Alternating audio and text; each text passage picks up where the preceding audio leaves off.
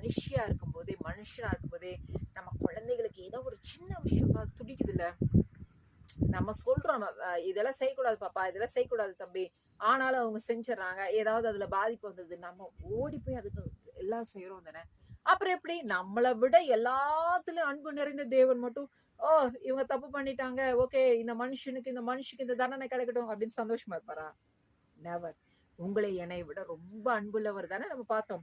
மனுஷன் ஜீவாத்மாவானான். ஒருவேளை நீங்க அந்த எபிசோட் பார்க்கலைன்னா ரொம்ப நல்லா இருக்கும். நீங்க அந்த எபிசோட் பாருங்க.